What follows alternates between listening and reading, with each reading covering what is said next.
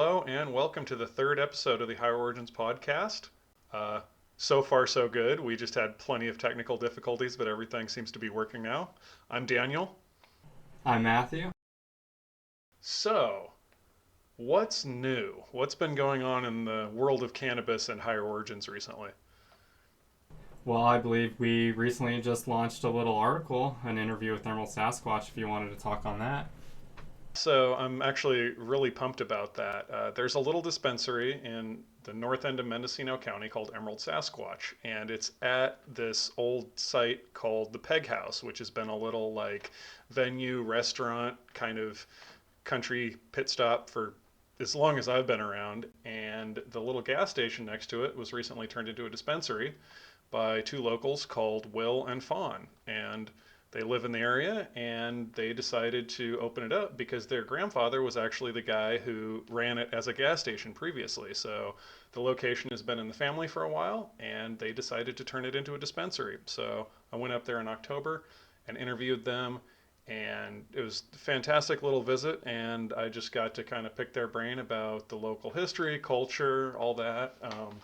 Their family was heavily involved in logging before cannabis, so Will had quite a few cool old logger stories about the history and how everything kind of came out to be the way it is now, with the transition from the logging industry as that wound down, and how it picked up into the cannabis industry as we know it today. So they've got a great little dispensary there. They focus on pretty much mostly local stuff, so you can go there and get something that was grown just a mile down the road, basically, from people who they've known their whole life.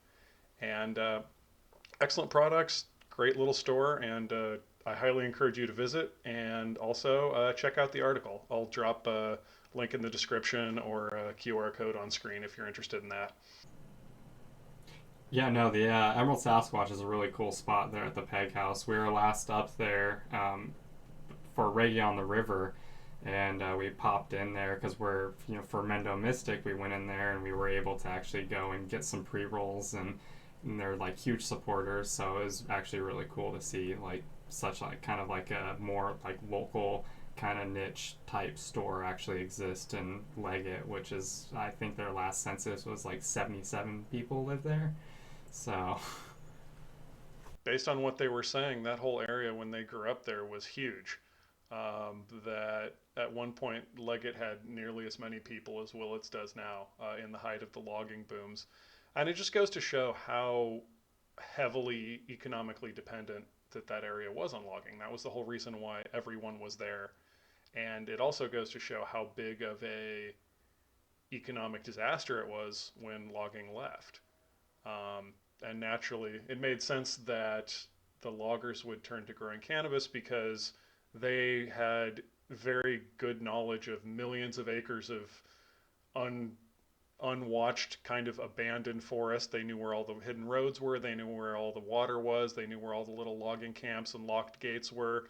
So they could just go out there and grow pretty much unbothered, except by the helicopters, which I talked with Will about that. And that's for anyone who doesn't know, the mountains of Northern California are very remote, and the only way that you can get a large amount of feds to one place really quickly to raid a farm is with helicopters. And starting, I mean, probably as early as like I don't know if they were doing it in the late 60s, but definitely in the 70s and on into the 80s, and even up till several years ago and today, they'll just roll up with a Black Hawk helicopter and a bunch of masked guys who don't identify themselves, cut your plants down, and do all kinds of things that are sort of outside the purview of the law. Uh, it was it's less militaristic than it was, but it still can be pretty rough. Um, yeah, everyone who grew up in that area has kind of a different opinion of hearing a helicopter fly over because it's either somebody getting raided or it's a fire and it's a fire helicopter. So both, like, helicopters are almost universally bad where we came from. yeah, no, 100%. Like you just look at flight radar and use those tools, and you're like always scoping out who's flying where, just because growing up hearing helicopters and trying to keep an eye on all that kind of stuff. Yeah, it's very it's a different different paradigm to grow up under. But yeah, so that article's out. Highly encourage you to read it. I'm pretty proud of it. And yeah, that's my end. Has Is there anything new with like the development side of things on Higher Origins?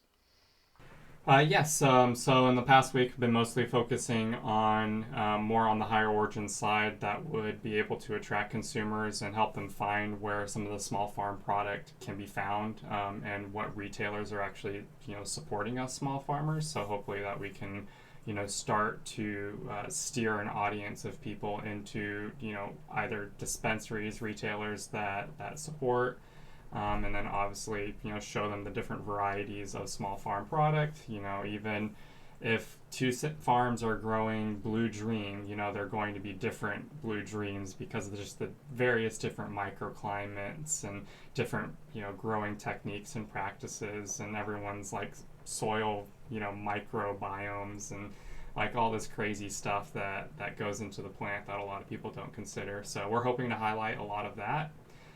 So by the time that this code comes out, I should have it all finished up. But that would be at higherorigins.com/brands or higherorigins.com/retailers.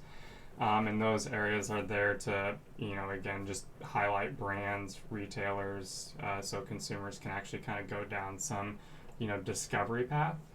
So if you are a licensed farm, brand, retailer that is listening, sign up.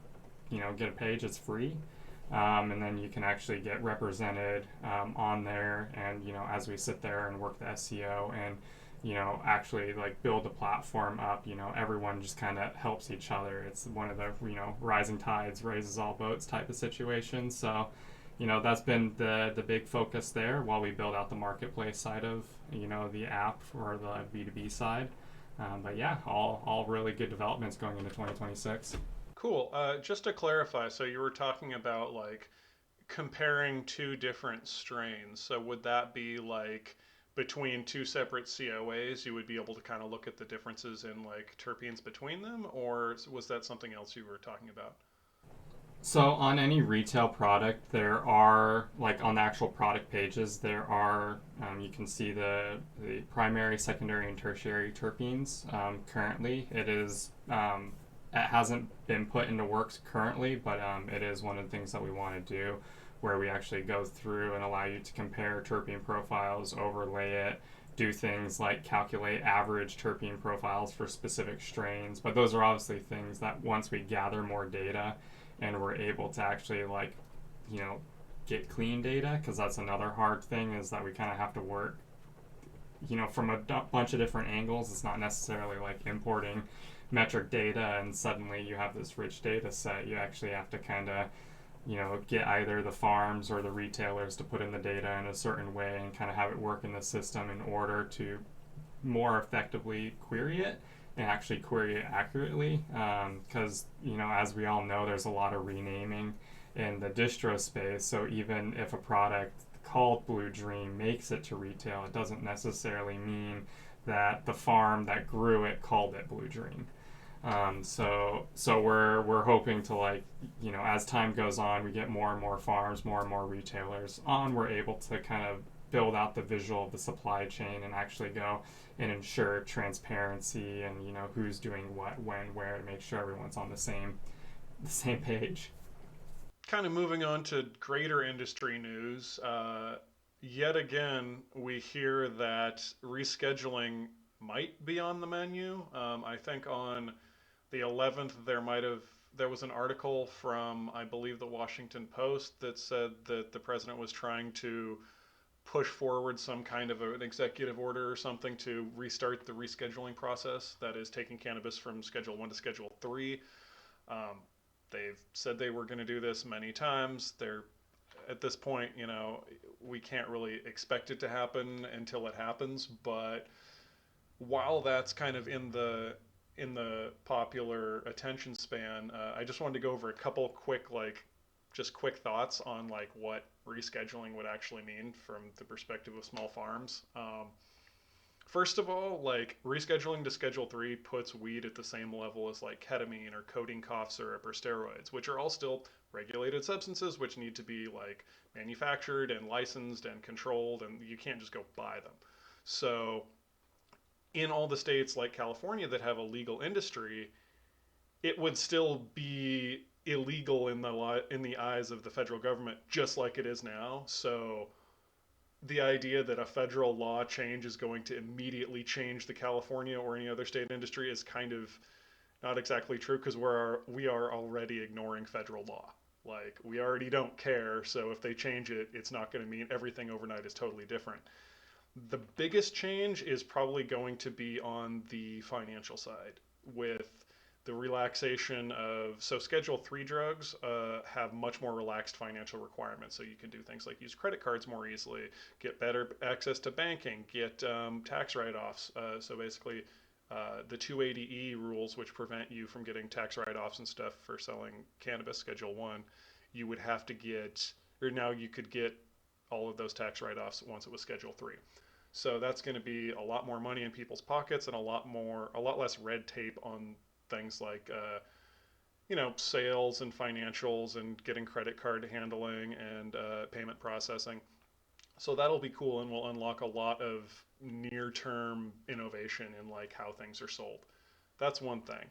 Um, Another thing is going to be on the pharmaceutical side, because it'll now be considered a medicine. Schedule 3 is for drugs that have a medical use. So it's basically going to be, in order to do it legally under the eyes of the federal government, you would have to get FDA certified, which is a long and torturous and extremely expensive process. So I tell you right now, basically no small farms are going to be getting FDA certified to sell their product. And you just, even if they did, like, the consistency year to year is just not going to be able to support the consistency that falls within pharmaceutical rules. So most of the actual drugs and substances that come out of this as like controlled THC substances under Schedule 3 will be more on the medication side. So we're looking at like extracts, tinctures, gummies, pills. Actual flower probably won't fall under that immediately, because it's, first of all, getting FDA certification for something that's smokable, probably not going to happen.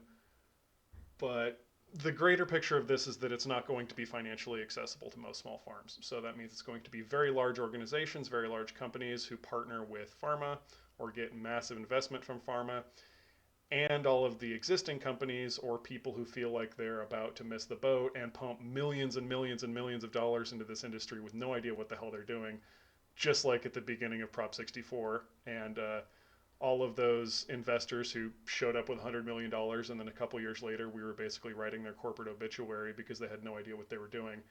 That cycle is probably going to run itself back again, and we're going to see that. Um, so expect things like MJ BizCon to become much more of a party again. Now, I wonder, because obviously this is, coming after the whole, hemp ruling and like the reclassifying what is, THC more or less to include other intoxicating, THC derivatives and all of that, THC included. Do you think that this is more of a way of like, kind of, curbing what that part of the industry had already been doing, and then opening it up for pharmaceutical companies to kind of stomp on their market? Because from my understanding, I mean, a lot of like the hemp industry that was, with THCA and all of that, were heavily relying on edibles and other type of products. Not just smokable flower or pre-rolls or anything like that. The edibles and gummy market was much larger for much longer than I think than selling eights. Yeah, THCA and all of the various loophole consumable intoxicating hemp products, not just like CBD and stuff, but all the ones that can actually get you high. It was mainly edibles, mainly extract based, or vapes even. But flower was a thing, and I suppose still is a thing because it's not technically banned yet. But it was just much more limited. There's a lot more obstacles to it, and so I mean, so yeah, let's say that there's a state which has weed banned as a state thing, but people there were able to access cannabis under the THCA loophole, and so they got used to, going to a store and buying some weed product and getting high off of it, and then boom, this new rule kicks in for THCA or banning hemp, and they can't get that anymore. Obviously, they want to get it, and then pharma companies or big companies roll in and start selling FDA stuff. I mean, it would probably still have to be sold like an OTC, like Tylenol, or through a pharmacy or someone who's pharmacy certified. So the actual retail experience, if there's a state which remains only FDA certified hemp or FDA certified cannabis products, would basically just be pharmacies. There wouldn't necessarily be a head shop or a dispensary legal under that. I mean, I'm predicting. I don't know, but I think that would be what it would be like to remain fully compliant with the feds, which most states have indicated they don't care about doing so. At this point, I'm just waving my hands and don't really know what I'm talking about, but something will change, and we'll tell you about it when it happens. It seems like the effect for small farms seems negligible, at least in like the current standing, since most small farms are doing like craft boutique flour. I think I mean, whenever the Schedule 3 thing goes through, if it does, the first normal harvest after Schedule 3 for small farms is probably going to be pretty normal. But things will probably start to change on the scale of, 6 to 9 months to a year. It'll take a while for the momentum to catch up and actually really start to shift the market.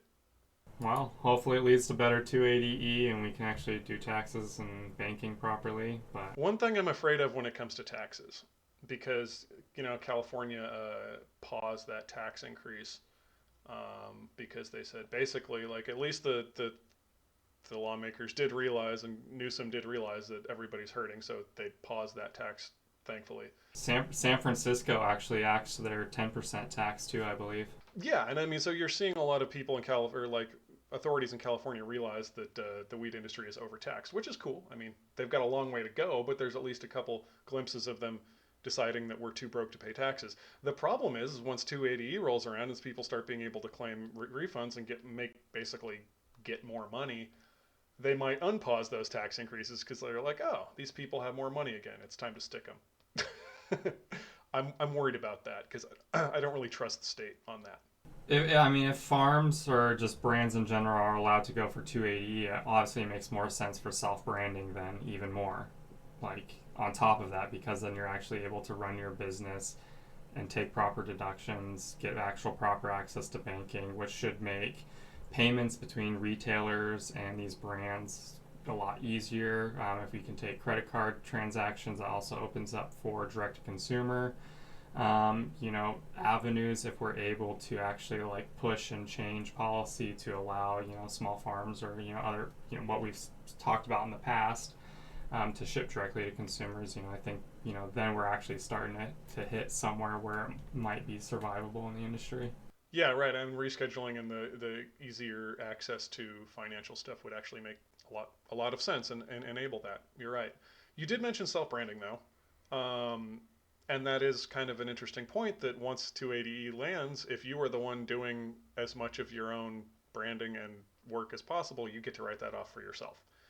And so we've talked about self-branding a bunch. This is kind of one of the main things we preach and push people towards. So I think we should probably do like a little walkthrough of what that process looks like, just if anybody's curious or considering doing it themselves. And you've done this already for Mendo Mystic, and it sounds like it's been quite successful for you. Yeah, well, it made it.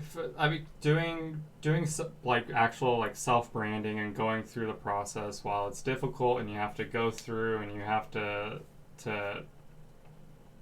in some areas you're kind of beating the horse dead beyond death. And you kind of have to just trust in the process that eventually your name gets out there, or if your name is already somewhat well known because you've done cups or anything like that, it's obviously a little bit easier. But just being able to get directly to the consumer, you're able to have a lot more control on, I think, your future in the industry. as it stands now with the wholesale market or working with a middleman that's just selling to a brand or any brands that are offering you, I'd probably say like less than 600 a pound, you're you're getting taken for, in the industry. And making, 150 $300 a pound wholesale is not survivable as a small farm. um, but self-branding, you're able to, get, depending on your product, depending on the pitch, what part of the shelf you're trying to occupy, you're anywhere between $8 and $14 an eighth. 24 to 32 for a half ounce, 45 to 65 for an ounce usually is what we see, just kind of as a small farm, sun grown, outdoor. And that's what the retailer is paying you, the farm. Correct. And then retailers after that, they'll place, usually it's between 120 and 150% markup. Some areas it's a little bit more, but I think retailers at this point, they're kind of fighting for margin because taxes are so crazy. Because when you do have, a $25 eighth, you blink twice, and especially down in Hollywood, that thing gets to $40 like quick. Oh yeah. Once you actually get the receipt from the register, you're like, what the hell is this? Yeah, considering it's like sales tax includes the cannabis tax, so it's, you're paying that, absorbent, cannabis tax, and then, and I think it's like 10-11% down in LA for their sales tax, so you just kind of get taken for. Yeah. So in terms of self branding, so say there's a farm out there who wakes up tomorrow and is like, I want to self brand. Like what do they need to know from like the basic like logistical and information, and how do they do that? Everything has to go through a distributor.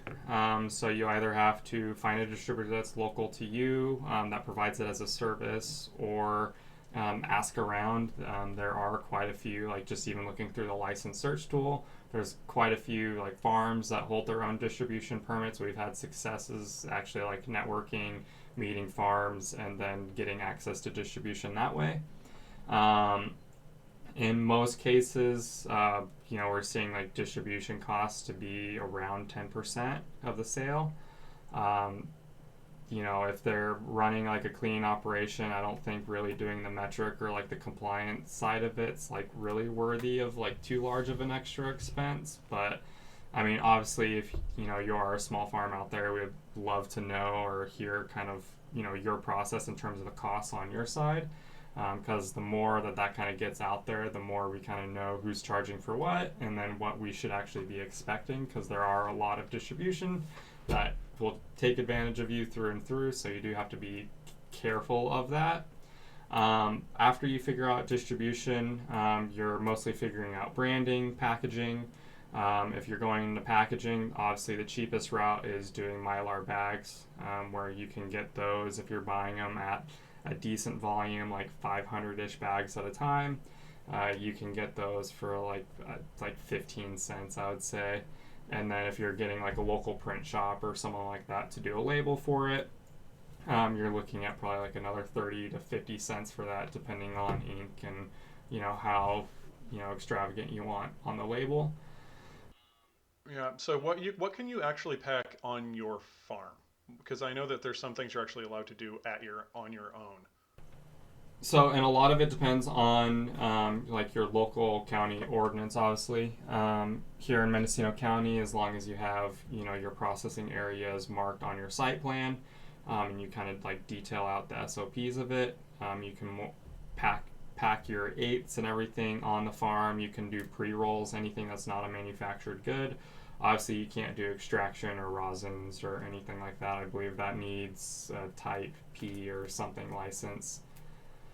Okay, so you can basically do anything that's just raw flour or ground up flour based, at least in Mendocino County with the current rules. So if you're packing the eighths, I mean, you have to kind of you can have the distro do it for you if they have that, if they offer that. Obviously, like you can get paid. You're not getting paid to pack it yourself, but you're also not paying money to have it packed. So you kind of like value your time versus how much you would pay the distro there to get that figured out. Yeah, I mean it's obviously like a game of how much you want to get involved. and what costs you want to bear. If you're trying to do it really, really cheap, you're like going to Staples, getting Avery labels, you're getting the cheapest Mylar bags and borrowing a heat sealer from someone, and you're like packing everything, working with a distro to like get it done as cheap as possible, just so that you can squeeze out some extra margin. Obviously, everyone's kind of occupying different spaces of the supply chain and kind of what they're willing to bear. Some operations just their facilities don't have the room or the space or facilities to kind of support that. But if you can, it makes it a lot easier.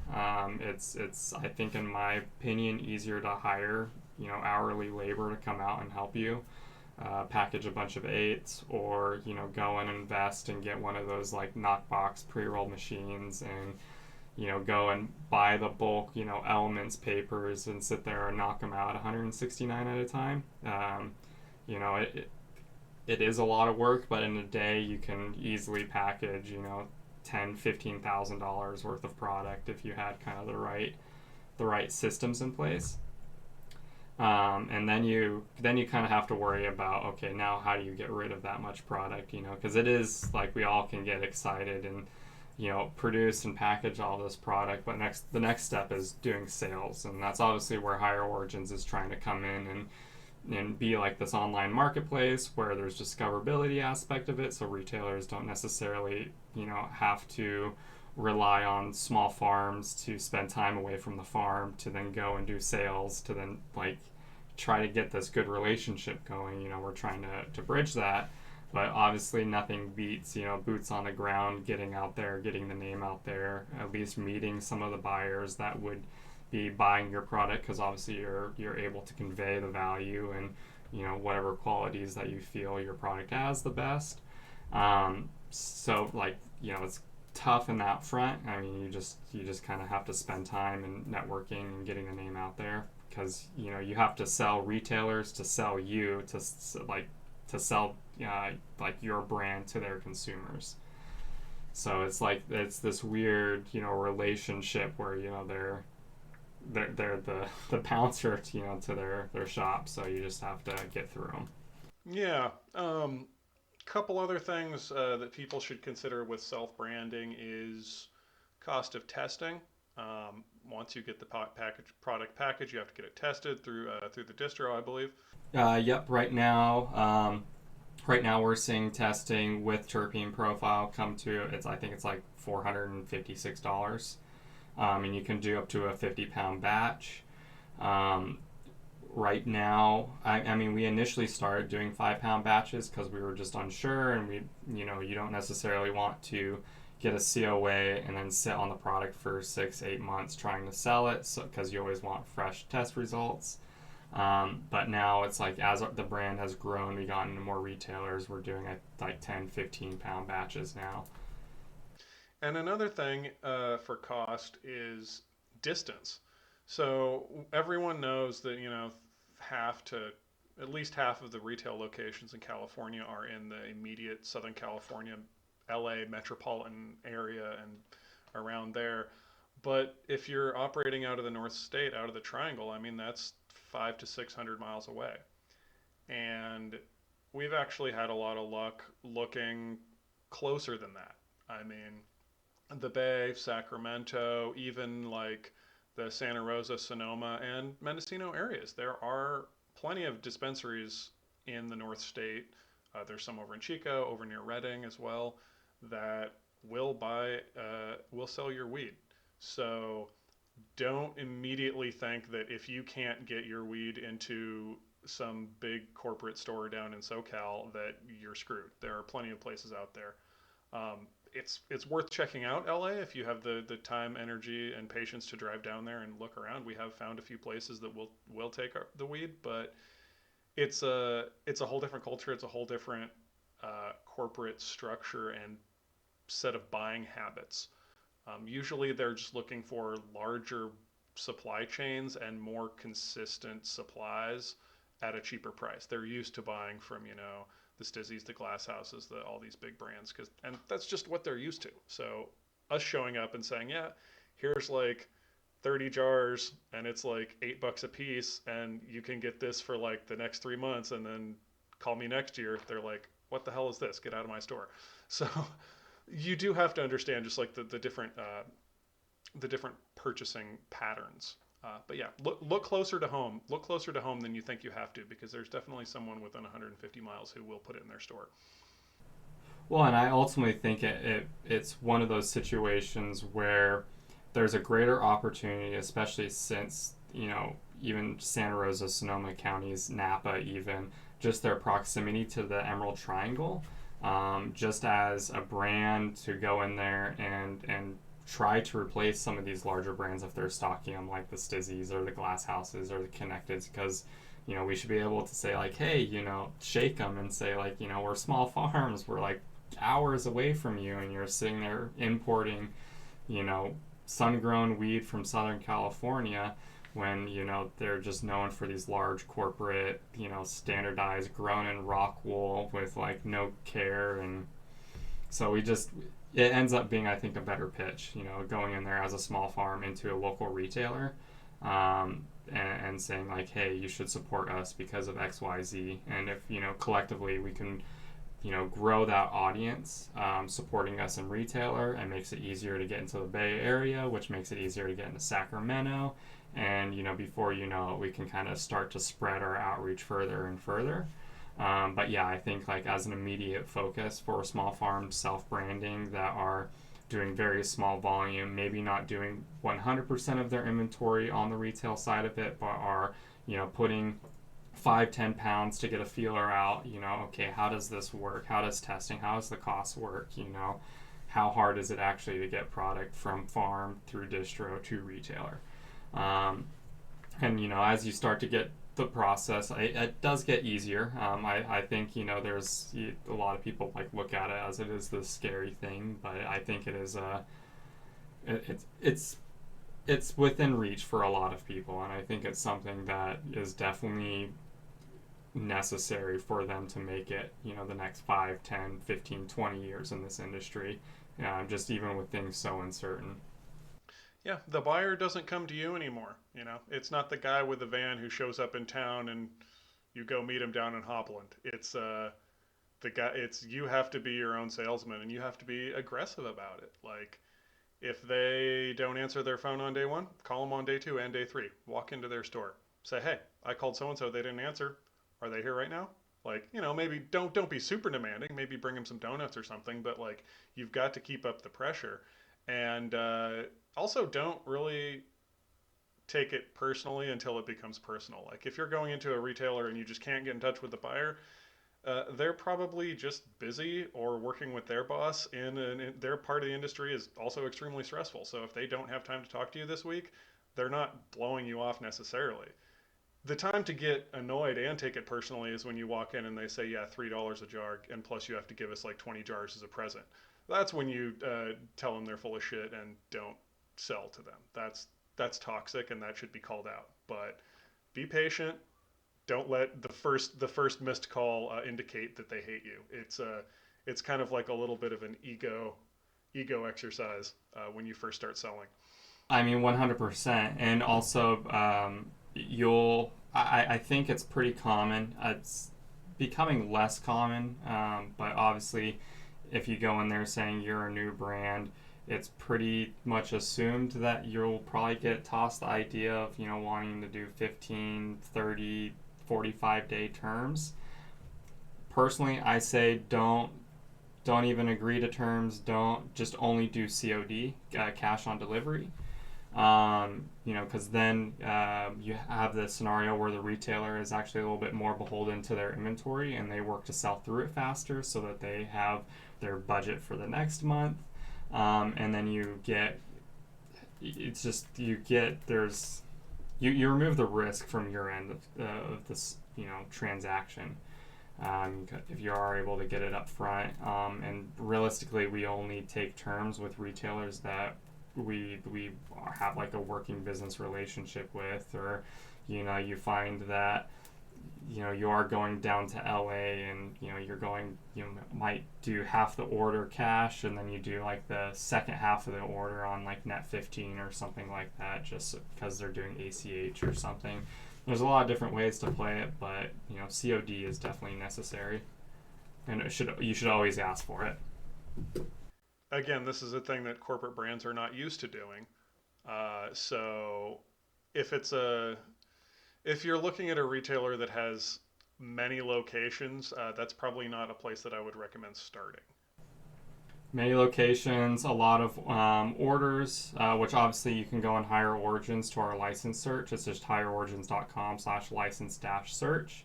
And you can search any of the retailer's license numbers, search their name. I believe even searching for their address on there, it should bring up their license. But we have a graph, little visualization that we talked about in the last video, where it shows like who owns what, and then like the other associated licenses.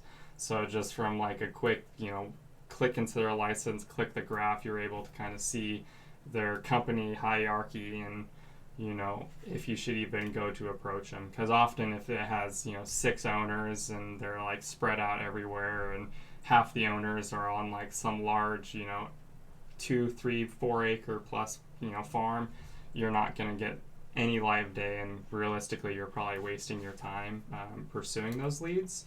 But you start looking and you find like the 1 or 2 owner like mom and pop shops where you're working more directly with an owner. You get better reception, in my opinion.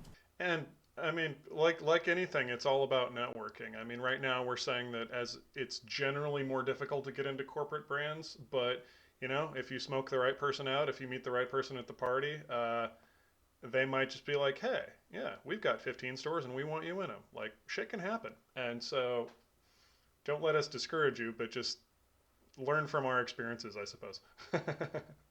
Well, it's just like right now, I mean, since we're on so many downturns of the industry, I think any little win that you get, and especially when you're able to go and package some eighths and do a delivery, talk to the buyer, have a good experience there, and then get paid, even if they're giving you $1,000 cash, you go like, wow, okay, I finally like moved this process through, and sold a pound and made more than $150. Yeah, and pay that kind of thing forward, right? Like if you find a retailer who's really really good to work with, and some other farms, suggest their product to that retailer. Put your friends in touch with them, or yeah, just like put good people in touch with good people, and promote this if you have an Instagram, or just to your friends and people you work with. Like say, hey, this person did me right, and I'm supporting them, and they're supporting me, and that's how you build network. It's a very small industry. I always say this. There's probably 2,000 decision makers realistically in the whole state for this, and if you've been in weed for more than a few years, you probably know at least 100 of them. So talking to those people, spreading the good vibes, telling them to avoid the people who aren't good, like that's you keep the network effect going. So always remember to appreciate and also call out bullshit when you see it.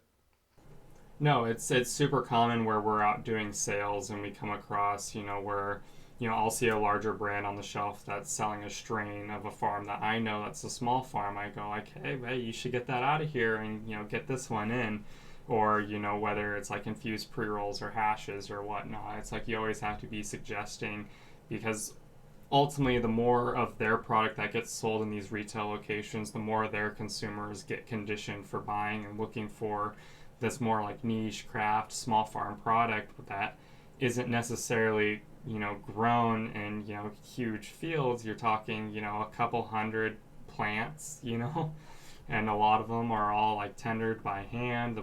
All of them are usually processed by hand. So you get better product, better care for product that way. So any way that we can get more of our kind of category in retail, the better. Like that's ultimately like that is the goal of Higher Origins. I want to get so many farms on Higher Origins that I can walk into a retailer, I can run them down the list, and when the retailer tells me no to all of them, great, let's start the flame war. But until then, try and get them to at least pick up one or two farms and just gradually grow it from there. All this talk about small farms and actually showing gratitude is we should probably shout out some of the farms we've been working with recently on High Origins who've just been doing really good work. Any of those come to mind, Matt? Yeah, just recently some new onboards. Elk Creek Genetics, they're Willits, Mendocino County natives. They've been growing, I believe he said since '78, so the dad's 80, which, it's incredible that he's still in the industry and as like on top of it as he is, but you could just tell just their whole processes and looking at their product and whatnot. They care almost too much about their product for for what it ends up going towards, and they're really cool. So they will be on Higher Origins here soon. We're actually getting their testing done here on Friday. So they should be actually first time hitting the market here in the next couple of weeks. So we'll hopefully, have the whole list and everything on Higher Origin, so where you can buy their product, as well as Chameleon Craft, which I've known Tyler for the last 3-4 years now at this point. But they're a smaller local brand out of Nevada City. So they specialize greenhouse, really like high end product. I believe, they take like extra care. Again, one of those like their product, even though it is grown outdoors, could pass for indoor all day long. And he's always known for having like really, really high terpene profiles. I believe, he's been consistently in the 3 and 4% terps. They also have they pay a lot of attention to their soil mixture. Correct, yeah. All like Elk Creek, Chameleon, and even us like Mendo Mystic, we're all doing, living soil or some variation of it, sustainable practices where we're trying to do better for our land. And yeah, we're kind of all in the same boat there where we're trying to like take extra, care and like do it right, not use any like chemical fertilizers or any crap like that. Awesome. Cool. Well, yeah, thank you so much to Elk Creek and Chameleon and everyone else. It's you guys, we couldn't do it without you. So, again, thank you. Um, cool. Well, I think, oh, you did mention Mendo Mystic. You guys are probably ready to drop some new product as well, right? Yeah, so we're getting testing done as well on Friday. So we'll be hitting the market initially with our Jack Mormon, our Mystic Lights, and it hasn't been officially named yet, but it's gone by the acronym SFR, which it's a Scherbanger Furburger Rambo Cross, which is a mouthful. Um, but all, two classics and then one new one. We'll probably have two more hitting the market after that, as we move some of these onto the market. But yeah, we'll have, this season's fresh product finally hitting the market. Hopefully we'll be doing our first orders probably next week as well. Wonderful. Well, yeah, I personally can recommend the Jack Mormon. If you see that on shelves, get you some. It's real good. So that's my vote. Yeah, that's everyone's favorite. That's a Long Valley Royal Kush, Platinum Pie, and then a Jelly Roll Cross. So that one came in top. Excellent. Well, I think we're almost out of time here. So I just want to thank everybody for tuning in, listening, watching. And yeah, like I said, we have a new article out on Emerald Sasquatch. And yeah, check out Higher Origins. If you are a actively licensed California cannabis operator, you can join today for free. It's a real simple process. We've got guides to walk you through everything. You can get free menus so you can promote your product in a very clean, professional interface with ordering attached. We have a marketplace for retailers to discover your product and a whole lot more good stuff. And we're always working on more things. So we'd love to have you. And yeah, just want to thank you for tuning in. And we will talk to you next time. Have a good one. See ya.